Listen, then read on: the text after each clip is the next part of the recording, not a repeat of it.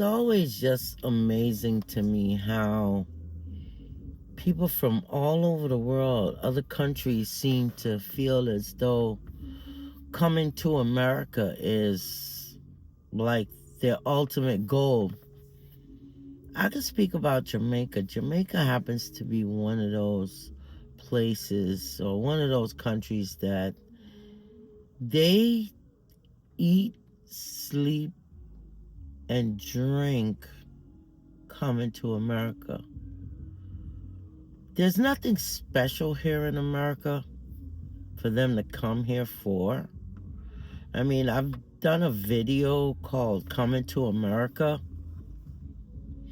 and I list some things that you people will have to be aware of when you come here.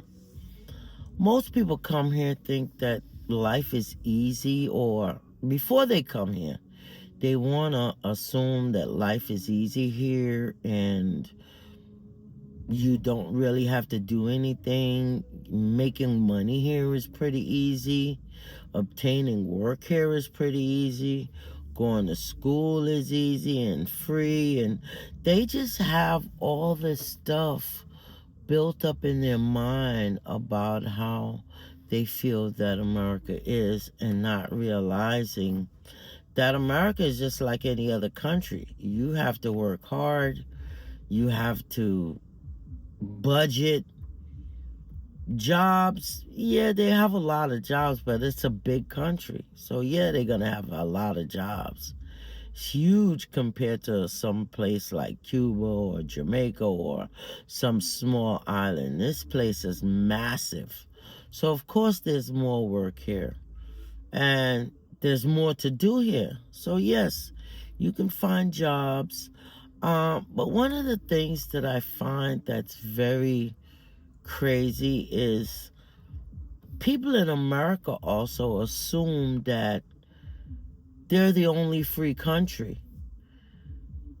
They're being misled to believe that America is the only free country. There's tons of free countries out there that their citizens are free to do what they want to do. But for some odd reason, they portray here in America that and make these people believe that they're the only free nation throughout the whole world.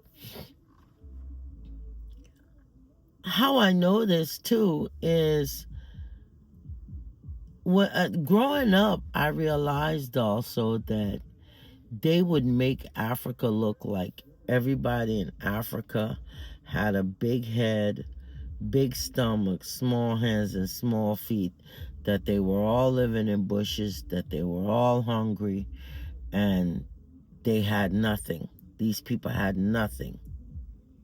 And that they were all disease infested. This is how I grew up thinking in the 70s, because that's all the propaganda that they would put out in the media, that people in Africa were all starving, infested with diseases, and they just were poor and hungry. I didn't realize how untrue that was until the internet came in the, until I was able to afford a computer and purchase internet back in, I want to say, in my first computer that I bought was in 1995. I was in college at the time, and I was using the DOS system in school. And then after the DOS system, when they had the Hewlett Packard came out with desktop, 1995, I end up getting myself a computer, and I was able to surf the internet when internet wasn't even as it is today, but you were able to surf the internet and see certain things. And I realized that Africa was, of certain parts of Africa was built up just like the United States. So I was like, wow, I thought everybody in Africa was poor. Everything was just Everybody was downtrodden. They were disease infested, all of this stuff. So, my point being is that unless you can travel really, or read, or as an avid reader or researcher, because now you have the internet, you'll be able to see all that goes on all over the world. So most countries are not what it seemed to be from afar.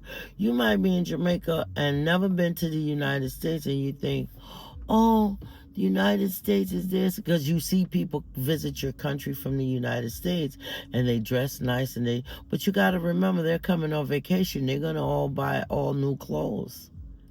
So, yes, you'll see them in brand new clothes and you're thinking, "Oh, that's the life. That's awesome." When that's not the case at all. Everywhere in the world you go, there's sufferation, there's hard work, you have to dedicate your life to something. You understand? Nothing is handed to you, nothing is free. I can remember even another incident when I was doing Uber part-time to make extra money. During the COVID season, a lot of people would come to Florida because Florida wasn't really upholding all the COVID rules and regulations that they should.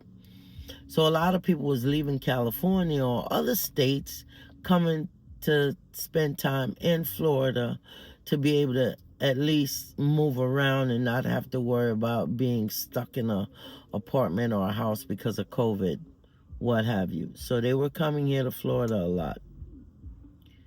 And I found that there was a lot of people who I would take to the beach, and they would be like, "Oh my God, the beach is so close to everywhere." And I'm like, "Yeah." "Oh, I'd be at the beach every day." They said, "I can't wait to move here. I don't think I want to go back to my state. I think I'm just going to live in Florida because it's just so nice here. And I like the weather and the beach, and I could go to the beach every day."